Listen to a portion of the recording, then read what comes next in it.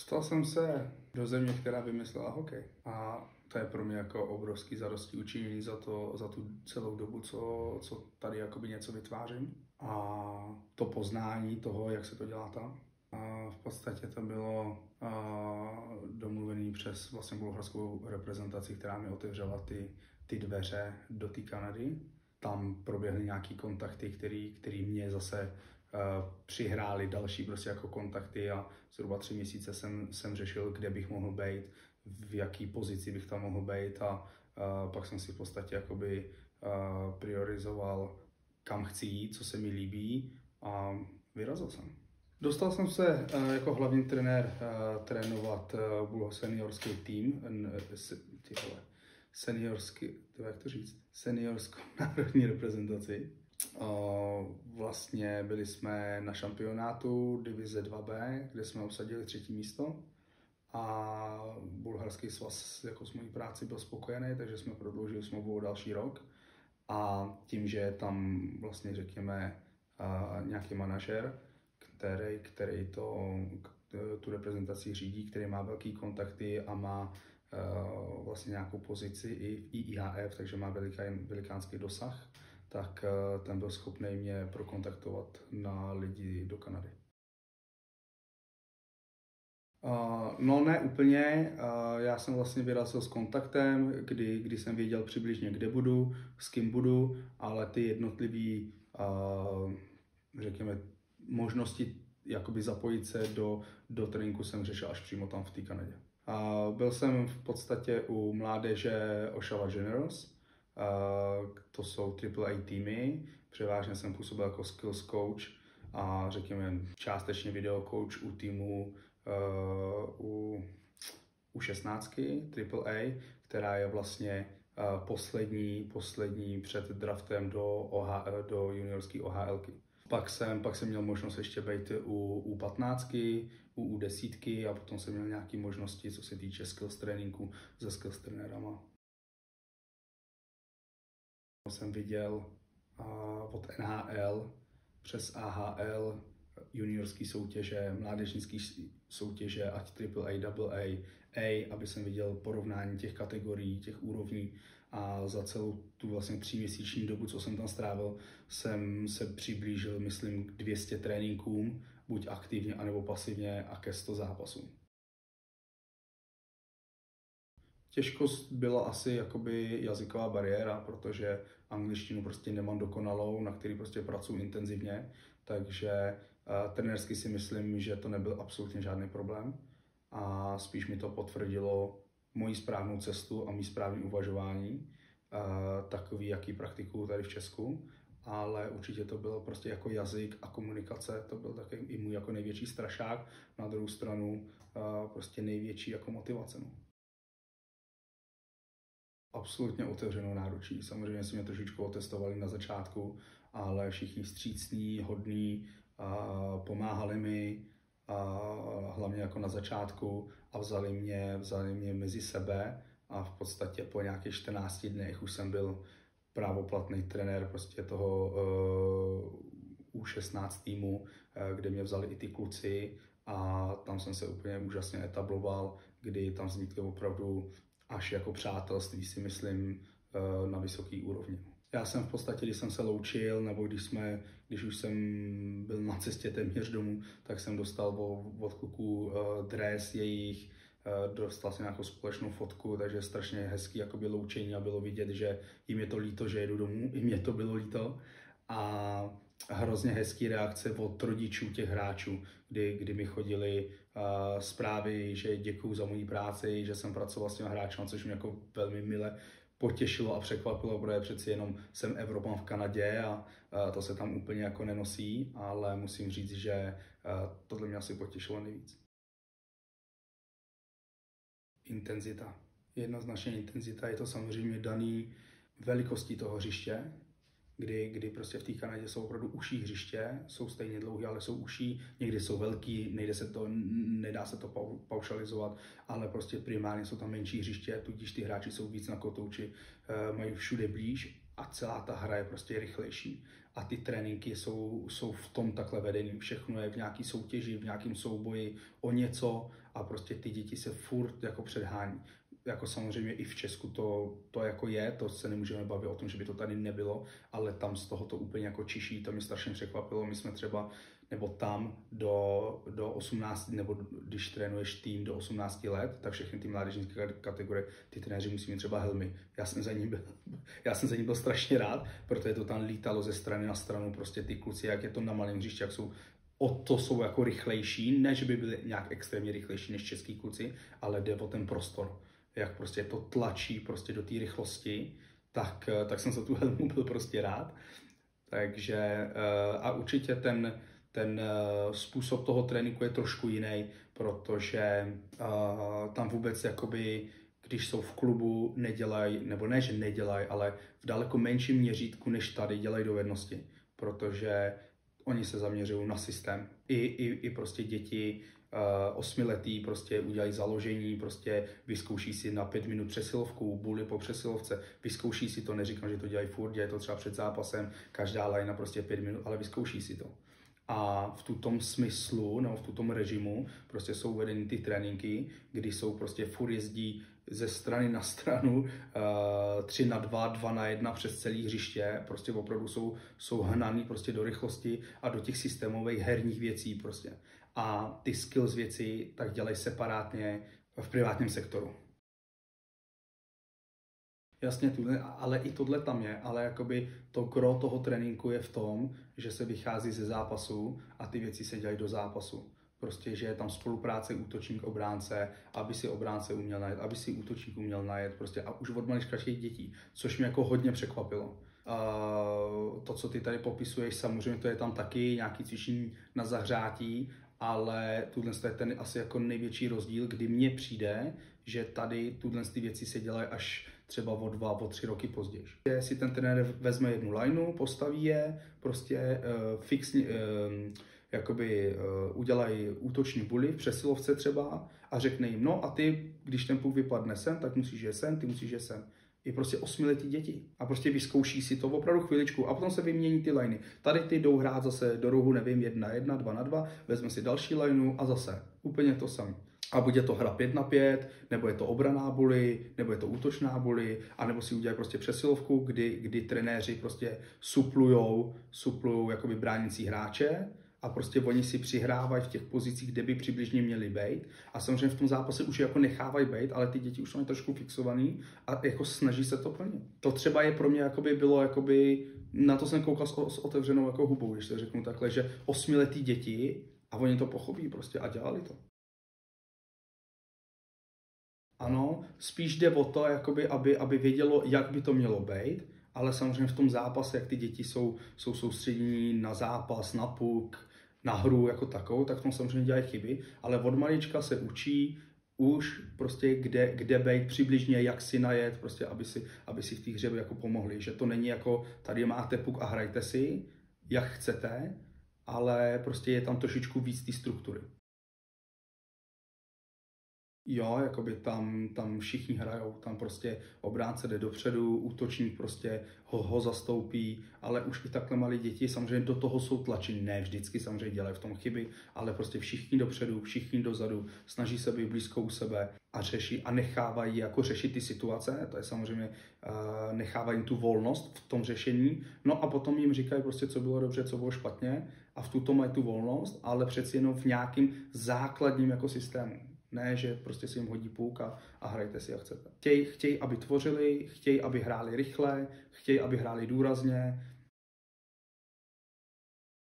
Jo, neustále. Tam na každém tréninku, aspoň tady v té organizaci, kde jsem byl, Ošava Generals, tak na každém tréninku byly minimálně 4 až 6 trenérů. Já u té 16, když nás bylo 6 na lédě, jsem říkal, no, tak ty mě pošlou na tribunu, protože co tady budu dělat. A oni jako ne, prostě čím víc nás tady bude, tím každý může říct nějakému hráči nějaký poznatek a každý se aktivně věnuje. Ne, že by tam někdo stál prostě a koukal, jo, to dělá hlavní trenér samozřejmě, protože řídí trénink, ale ty ostatní, jakože trenéři, asistenti, helpři, jak se jim tam říká, tak prostě jsou aktivní, prostě napadají nebo blokují prostě toho hráče, nějakým stěžují tu herní situaci nebo to cvičení, no a nebo jim podávají prostě rady anebo zpětnou vazbu okamžitě, celý ten proces. Ten trenér i v té Kanadě má autoritu. To ne, že ne, tam ale je to prostě trošku jako jinak jako pojatý a ty kluci, tam ta výchova je celkově jiná, tam je jako hodně volná, ty kluci někdy až moc. Já jsem jako říkal, hele kluci, to už je moc, to už prostě jste roztěkaný, nesoustřední prostě a oni nechávají být. Jo, takže si myslím, že to i jako celkově o té mentalitě těch Kanaďanů a že to je jako rozdíl oproti nám jako Čechům, že my strašně moc tlačíme na pilu. Přijde mi to a je to ještě jako horší, že u malých dětí se tlačí na pilu, u těch větší asi jako OK, tam už jde o nějaký pozice, ale strašně moc tam je prostě nechávají bejt. Ty kluky i v té 15, i v té 16, dobře, v té 16 jde o to, jestli budeš draftovaný do OHLky nebo nebudeš. A relativně v té 16, v té Kanadě je to docela dost jako zásadní krok pro tvoji budoucnost, ale furt se na ně jako nevytváří se na ně nějaký jako extrémní jako tlak. A samozřejmě, jestli jako ze strany rodičů, to já nedokážu úplně jako posoudit dobře, ale samozřejmě jsou tam taky, řekněme, jako ambiciozní rodiče, ty jsou všude na světě, to si nemůžeme myslet, že ne, ale třeba od těch trenérů ten tlak nějaký extrémní tam prostě jako není. No. Asi takhle je hrozně těžký to jakoby vypíchnout a říct jako co, ono je to ten přístup těm hráčům. Ten je prostě úplně jiný, třeba budu se bavit tam, kde jsem byl, tak ten přístup byl, že tam není pozice trenér-hráč, nebo samozřejmě je tam jako pozice trenér-hráč, ale ten trenér tam funguje jako rádce, je jakoby nějaký až jako pedagog, nebo prostě, že tě provází tím hokejem a učí tě to. On tě to vyloženě učí, tam, nebo ten hlavní trenér, u kterého jsem byl, Tony Stable, tak to tak měl jako nastavený, ale měl to vlastně nastavený i ten hlavní trenér Owen Kennedy prostě u té 15, prostě oni se s těma klukama bavili furt, tam jako nebyl nějaký extrémní, jako nadřazený, jakoby prostě já jsem trenér a nebudu se s váma bavit, prostě je to takový jako přátelský nebo lidský, nevím, jak bych to vysvětlil. Prostě je to o tom, že ty hráči se absolutně nebojí toho trenéra na cokoliv zeptat, když si jim něco nelíbí. Já jsem zažil, že jim se nelíbilo prostě, že trenér střídal všechny 3 liny, oni tam hrajou jenom na 3 liny ve všech kategoriích, takže 15 hráčů a střídal všechny 3 liny na přesilovce. A některým těm nejlepším hráčům se to nelíbilo. Tak prostě šli za trenérem asi v 6 lidech a asi, nevím, 30-40 minut o tom diskutovali. Prostě otevřeně a ten trenér jako vyslech prostě nějaký jejich jako požadavky a řekl, dobře, my se nad tím zamyslíme a bylo to velmi jako přátelský, strašně mě to jako překvapilo, že prostě to bylo hrozně jako otevřený, ale celkově ta jako nálada je taková, že všichni mají jeden cíl a všichni se jako chtějí jako zlepšit. Jakoby, a oni, ty trenéři, jsou tam jako pro ně. Je to spíš daný, ty trenéři jako tlačí, ani netlačí, ale spíš je to braný všechno jako motivačně pro ty hráče. Prostě ty hráči se chtějí zlepšovat, ty hráči chtějí podepsat v OHLC, ty hráči chtějí být draftovaní. A tím, že jich je jenom 15 v tom týmu ve všech kategoriích, tak prostě tím je na ně vytvářený ten tlak. Protože v Kanadě to máš odstupňovaně. Máš prostě ty nejlepší hráče v AAA, to je ta nejvyšší jakoby úroveň té dané kategorie. A v každé kategorii máš 5 úrovní dolů. Máš AAA, AA, A, B, C. A tím je vytvořený ten tlak na ty hráče, aby jako pracovali a jako zlepšovali se sami. Takže ty hráči se učí vlastně pracovat jako samostatně. A přitom v týmu. Protože samozřejmě je to daný tou masou těch dětí, kdy prostě je tam obrovské množství dětí, tam, kde jsem byl já, tak bylo na, řekněme, okruhu 100 km nějakých 90 ledových ploch. To je úplně jako vystřelený, že? Ale takže ten tlak je vytvořený tou konkurencí. tou konkurencí, protože když hraješ AAA, jakoby tým, tak ty hrajou zase proti AAA a prostě ty nejlepší hrajou s nejlepšíma. Ty o něco slabší momentálně hrajou na stejný úrovni a každý dítě je platný.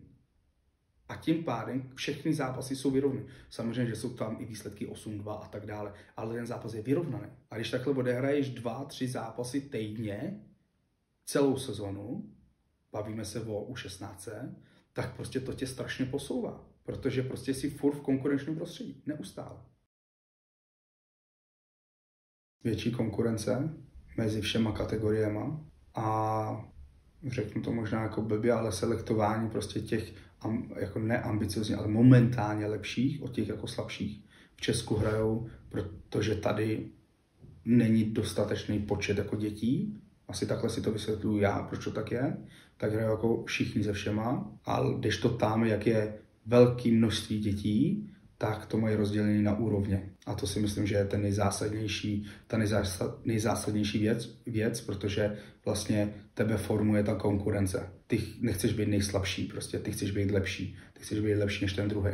A to si myslím, že je to nejzásadnější, protože ta konkurence je tam od malička těch dětí. Ta nepřichází až jako v pozdějším, nevím, dorostu nebo takhle. Ta konkurence prostě samozřejmě, ta konkurence je daná úrovní věku toho dítěte, samozřejmě, že to není extrém, ale prostě pořád je to, i když je to v konkurenci, pořád je to hravou formou, pořád je to, jako pro ně je to zábava, oni to milujou, pro ně je to náboženství, ale prostě je to konkurence. Je to celkově kultura kolem sportu. Je to respekt vůči dospělým, vůči lidem, kteří něco umí. Celkově prostě je to respekt vůči osobě jako takový. A tím se vytváří ten charakter toho dítěte, že oni po nich jakoby chtějí, aby hráli bez puku. Oni chtějí, aby vykřikovali. Samozřejmě to se chce všude na světě, ale tam jakoby to se žene jako do extrému v tomhle. Jakoby nejdříve takovýhle základní návyky, všichni brání, všichni útočí, prostě musíš prostě backcheckovat, prostě nikdo nestojí na modrý čáře a nečeká, až mu někdo přihraje, aby dal 10 gólů. To tam jako v úvozovkách nikoho jako nezajímá, samozřejmě je to skvělý, když někoho dá 10 gólů, ale prostě tam jsou kladeny. Já jsem měl jeden meeting s jedním scoutem a ptal jsem se ho, to byl pán 75 a 70 let, takže strašně zkušený. Tam jakoby ty skauti, samozřejmě jsou tam i mladí skauti, ale prostě tady ty pánové prostě k důchodu dělají hodně ten scouting. A ptal jsem se ho, na co on se dívá u těch hráčů v 16, v 15, co jeho nejvíc zajímá, co jsou ty, já nevím, 1, 2 hlavní body. A on mi řekl, technika bruslení a hra bez puku. To je celý, co ho zajímá. A to je vlastně to, na co ty se ptáš. A to je ten charakter toho hráče. Protože všechno ostatní se vlastně ten hráč jako naučí. Každý se naučí nějak střílet, každý se nějak naučí přihrávat, každý má nějaký smysl pro hru, vnímání hry a tak dále, ale prostě ten charakter v tom, jako hrát bez puku, být ochotný prostě zblokovat střelu, dobruslit hráče, tady ty návyky do té hry jsou pro ně prostě zásadní. Zapojenost trenérů. To znamená, samozřejmě to daný od počtu trenérů na tréninku, ale je to o tom, že kromě toho hlavního trenéra, ty ostatní trenéři jsou aktivní.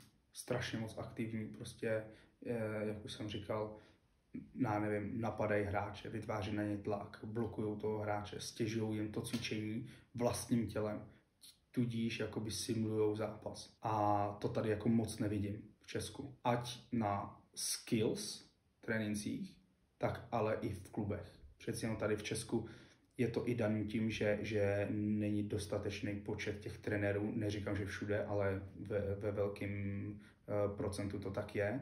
Prostě jestli tam máš na 20 dětí 2 trenéry, tak je to složitější, než když tam máš prostě 4 trenéry. A je to třeba zajímavý, že tam vlastně jako trenér jako takovej je tam jeden. To je hlavní trenér, který za to zodpovídá, za ten proces, za celý ten sportovní proces.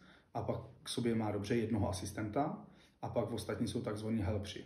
A to jsou třeba lidi, kteří dřív hráli hokej, mají v té organizaci dítě třeba, anebo už prostě to dítě odrostlý a on to má jako koníček a chodí prostě pomáhat. A oni jsou takzvaní helpři a Oni to dělají, protože to milujou ten hokej. Jo, a tím, že je to tam prostě náboženství a tak dále, tak prostě proto je tam takový jako tým lidí kolem těch dětí a věnují se jim a předávají jim nějaký svoje jako zkušenosti a minimálně pomáhají tomu trenérovi, ale není to tak, že tam jako stojí a koukají, ale jsou neskutečně aktivní, to mě strašně jako překvapilo. Myslím si, že nejsem v pozici, kdyby jsem tady mohl říkat nějakým trenérům prostě nějaké doporučení a nebo prostě jak to mají dělat, ale myslím si, že každému to prostě jakákoliv cesta ven otevře oči a ovlivní ho to. Každý si z té stáže nebo z toho pobytu někde, kdekoliv na světě, může něco odnést. I kdyby to bylo prostě minimum, tak si z toho něco odnese a prostě ti to ovlivní. Takže prostě mý doporučení je, prostě pokud máš jakoby tu možnost, tak prostě někam vyraž. Ale za mě prostě nemá smysl někam vyrážet na týden nebo na 14 dní, ale prostě jet tam prostě minimálně na 3-4 týdny. Protože než se rozkoukáš, je to 14 dní, prostě já jsem měl tu výhodu, že jsem tam mohl být prostě 3,5 měsíce a měl jsem možnost tam zůstat i díl, ale to si myslím, že ta dlouhodobost jakoby venku je hrozně důležitá. To jestli jdeš na nějaký turnaj nebo na nějaký kemp někam do Kanady na týden, to jako ti moc toho jako neřekne, to může být kvalitní turnaj, nemusí to být kvalitní turnaj, ale prostě když si tam s těma lidma, s těma říkám domorodcema prostě a prostě opravdu si tam s nima prostě řeší s nima denní problémy, jak z těch hráčů, tak jich samotných a vidíš, jak to funguje, tak potom jako pochopíš. A to si myslím, že tě může jako obrovsky jako posunout. Ale musíš být otevřený tomu, prostě přijímat ty nové věci, ale i se nebát říct jako svůj názor. To si myslím, že tam u nás, v tom jako týmu, kde jsem byl, bylo úžasný, kdy oni se mě ptali prostě nějaký situace nebo nějaký systémy. A jak se to hraje v Evropě? My to hrajeme takhle, vy to hrajete jak? A proč to tak hrajete? A prostě tuto jsme tam sdíleli a to bylo skvělý, protože vlastně hodně lidí říká, že prostě hokej v Kanadě je jako jiný sport, ale já si to úplně jako nemyslím. Pořád je to hokej, akorát s jinýma charakteristikama, hrajou to trošku jinak, protože je to na menším hřišti, ale pořád je to jako hokej a ty principy v zásadě jsou stejné. Nevím, jestli mají třeba přímo sportovní psychologie nebo něco takového, k tomu jsem se nedostal, takže nevím, ale jakoby řeší se to v tom přístupu k těm dětem, že nejsou trestaný za chyby, absolutně, a prostě odnesem si jednu jako za mě skvělou myšlenku, že ty Kanaďaní, oni vlastně s tou chybou, že ten hráč, že ji udělá, tak s ním počítají. A je zajímá to, jak na tu chybu reagují v tom zápase. A to je ten charakter. A to je ten vývoj jakoby i psychický. Že to dítě se nebojí hrát, nebojí se udělat nějaký riskantní krok a prostě buď to vyjde, nevyjde, jemu to 10krát nevyjde, ale po 11. jo. A to vlastně dneska jakoby svět chce, že jo. Dneska svět chce hráče nebo i lidi, kteří přemýšlejí jinak. A to je zajímavý, že jo. To je jako světoví hráči dneska jsou odlišení tím, že hrajou jinak nebo přemýšlí jinak v té hře. A tím jsou výjimeční. A vlastně tuto se tam podporuje. Takže ty, když uděláš chybu někde na modrý čáře, dostaneš z toho gól, tak jasně, prostě nikdo z toho není šťastný, ale nikdo ti prostě tě neposadí nebo ti nevynadá. Prostě řekne, no, prostě zkazil si to. Ale prostě jde a udělej to znovu. Prostě. A to si myslím, že je jeden z těch jako charakteristických, jako mentálních, jako velkých vlivů na ty hráče, jako takových, protože celkově i ty skauty, i ty manažery a všichni tady ty lidi kolem hokeje zajímá vlastně, samozřejmě cílem je eliminovat chyby, ale to už jsme v dospělém hokeji, jo, ale i v tom dospělém hokeji, i v té NHL se vlastně počítá, že uděláš někdy nějakou chybu nebo ti někde odskočí puk, to je prostě normálně to sport. Ale všechny zajímá to, jak na tu chybu reaguješ.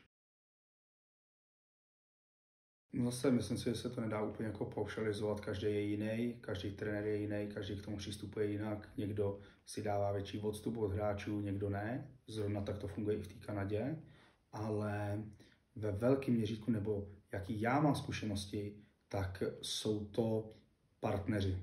Nejsou to kamarádi, je to furt trenér, je to furt hráč, ale jsou to partneři, kteří vytváří společně nějaký výkon.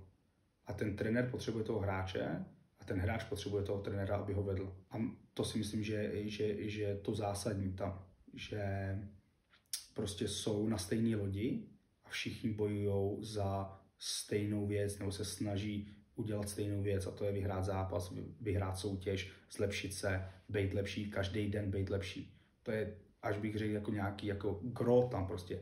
Každý den buď lepší. Zase jak jde, asi zase jak jde.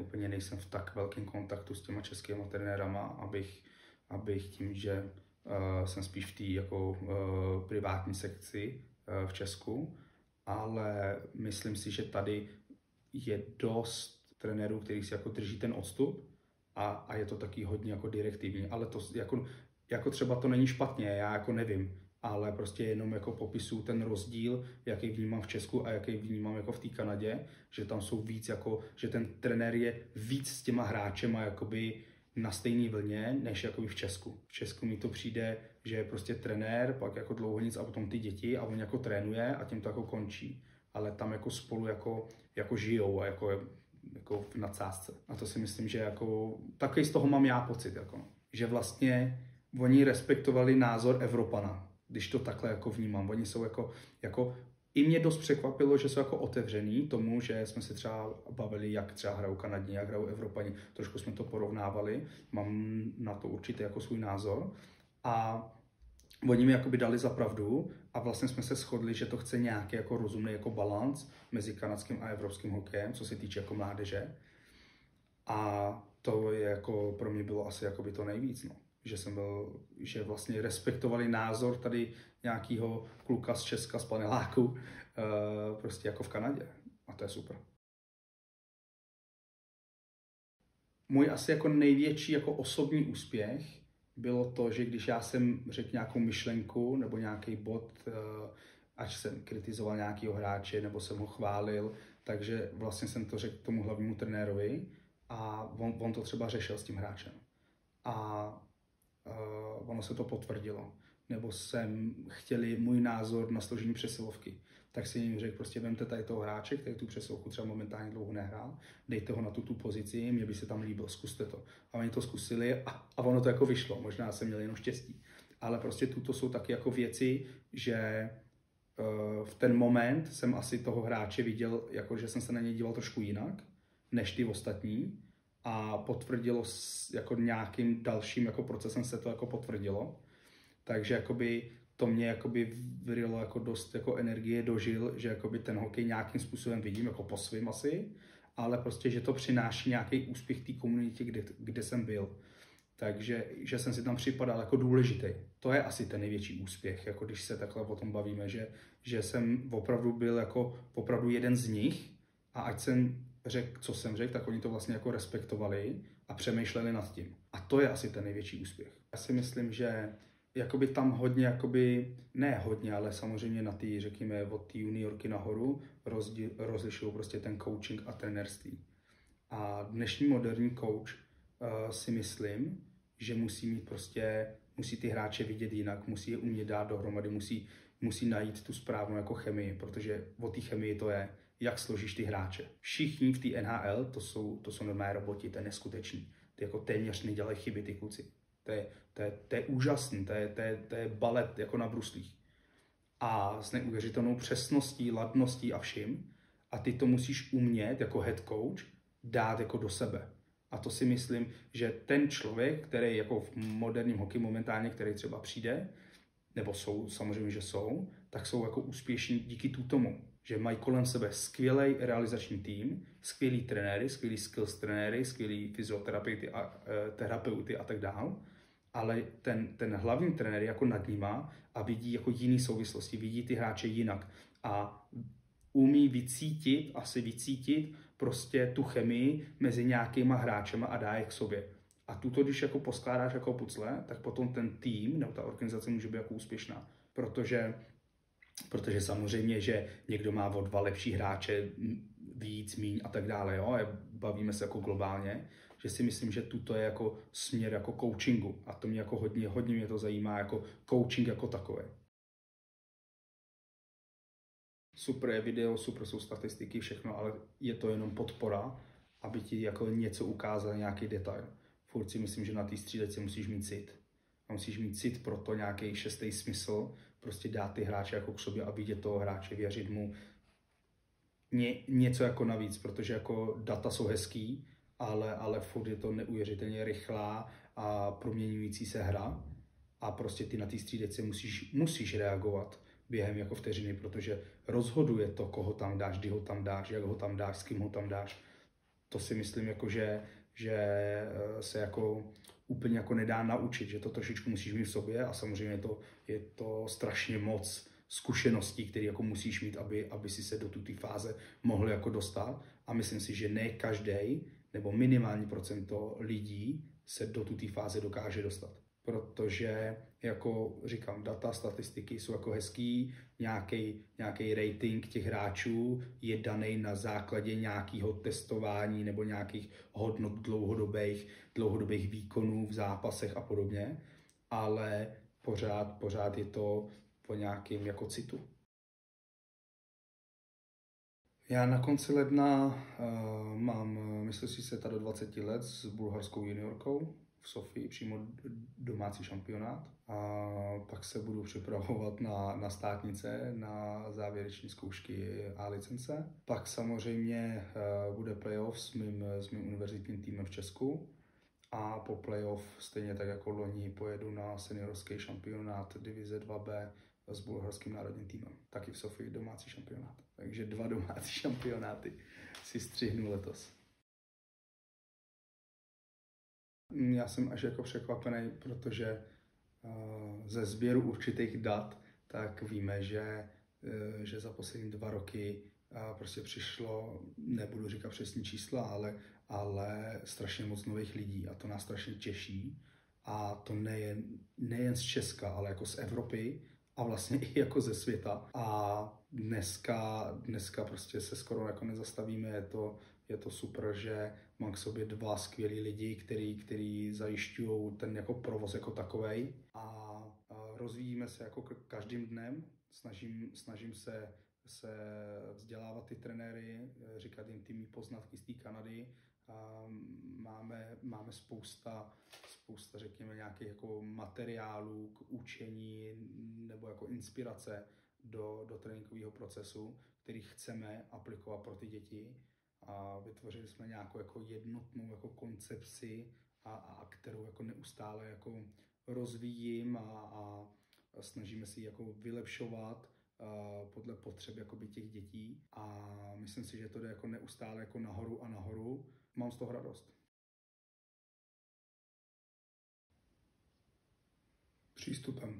Přístupem a tím, že pracujeme s tím zahraničím. Tím, že já jsem v zahraničí relativně, jako dost často a jsem v kontaktu s těma lidma. A ty lidi prostě potom si nás vyzkouší a dají to doporučení a potom se to nabaluje dál. Takže dneska v podstatě opravdu jsme v nějaké fázi, kdyby k nám měli začít jezdit hráči z Islandu, hráči z Kanady, kde jsem byl na trenérské stáži. Řešíme momentálně nějaký kemp ve Francii, takže těch aktivit je opravdu velké množství.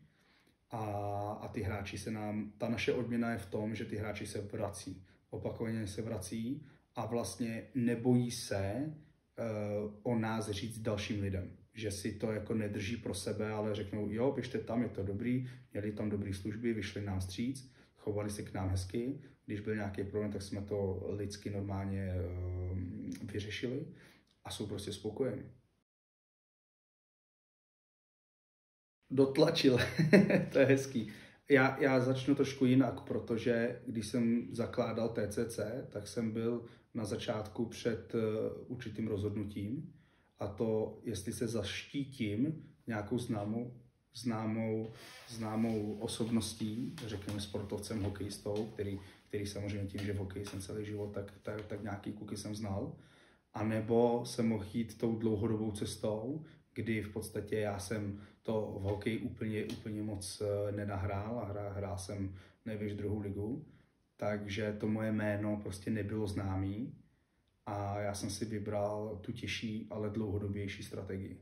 To znamená, že jsem řekl svýmu kolegovi, který má na starosti PR, Zdenku Kintrovi, že prostě se nebudeme prezentovat profesionálníma hráčema, kteří neprošli v uvozovkách mýma rukama. Momentálně i jako ostatníma trenérama a byla to správná cesta, protože jsem řekl, že si ty hráče chceme vychovat sami. Chceme si jakoby pomoci vychovat, ne vychovat, to je špatně řečený, ale pomoci vychovat a pracovat s nimi dlouhodobě. A že ty jejich úspěchy budoucí budou i naše úspěchy. A pokud ty hráči ty úspěchy mít budou, tak potom je zveřejníme, protože je to i naše práce, dost tvrdá práce a proto mně se ta cesta prostě jako víc líbila a dneska můžu říct, že máme několik víceletých, 5, 7, 8 letých spoluprací s mladýma klukama, kteří prošli mládežnickými reprezentacema. Dneska jednoho kluka máme ve Finsku, jednoho kluka máme v Kanadě. Těch kluků je samozřejmě mnohem víc. Potom se na to nabalili i profesionální hráči, což mě jako velmi potěšilo. A ty kluci se tak jako ty děti, tak se furt jako nabalujou. Říkají si to, že prostě se u nás nějakým způsobem pracuje a za ty úspěchy my si za ně nedáváme zásluhy. To jsou úspěchy těch kluků, protože ty kluci dennodenně dřou. Ty kluci jsou od 15 let prostě v zahraničí bez rodiny. Je to jejich zásluha, ale my z toho máme radost. A není to chlubení, ale prostě chceme říct, ano, my jsme s nima spolupracovali, my jsme s nima potili hromady potu a máme z toho prostě radost z těch úspěchů těch hráčů a pořád jsme s nima v kontaktu a furt s nima budeme pracovat a rozvíjet ty kluky, pokud o to budou mít zájem.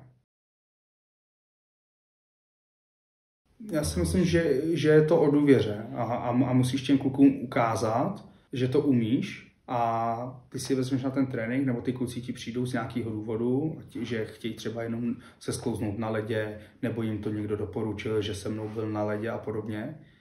A ty jim vlastně, ty je trénuješ, ty si s nima sedneš, když už někdo chce jakoby nějakou dlouhodobou jakoby spolupráci, tak si s nima sedneš, řešíš s nima, kde mají problém, nebo kde cítí problém, kde se chtějí zlepšovat, ty je vezmeš na ten led a koukneš na ně.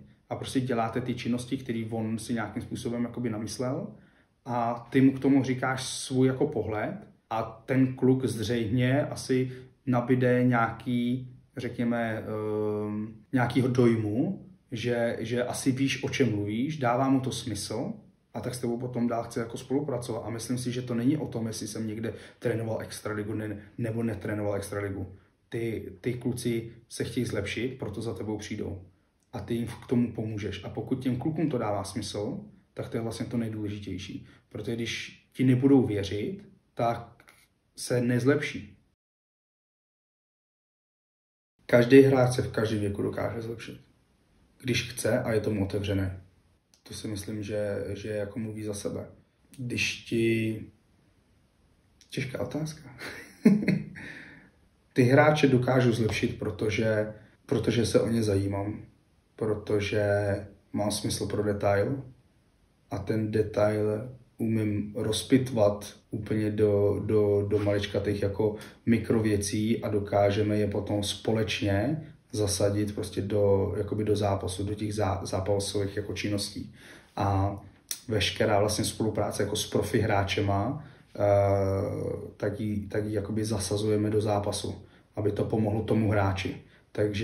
Takže veškerý ty skills věci, když to takhle nazveme, aplikuju přímo na míru tomu hráči. A tím se vlastně on jakoby se zlepšuje. Tím, že prostě tu činnost vypiluje do toho.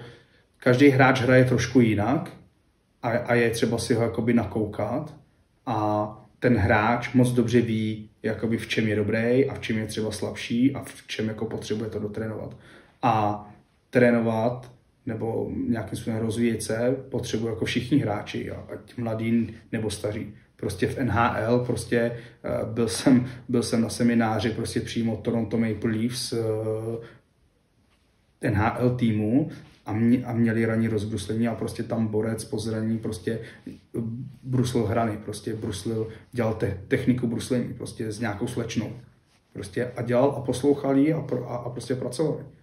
A to je přesně ono, je to o té pracovitosti a když budeš pracovat, budeš chtít, budeš tomu věřit, tak se prostě jako zlepšíš.